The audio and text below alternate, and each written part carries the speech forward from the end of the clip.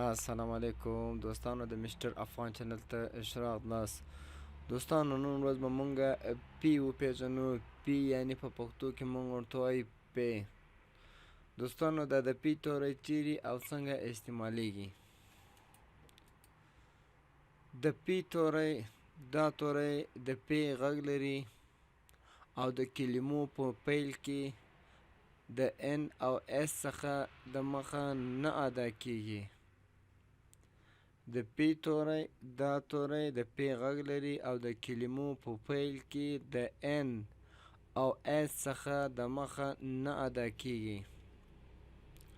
پیرنټس لکه مونږ چې په دې تعریف کې یا په دې ډیفینیشن کې وویل چې پی چې ده هغه د پی غږ لري پیرنټس یعنی والدین دوستانو په دې کلمه کې د پی غږ لري پی چې څو هغه د پی غږ لري پیرنټس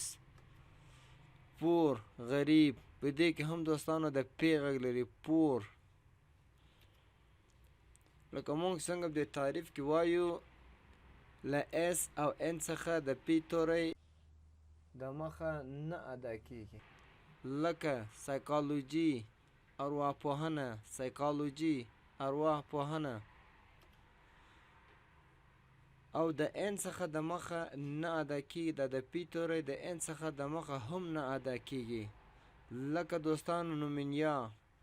نومونیا د سږو پړسوب دوستانو په دې باندې یو سنټنس یا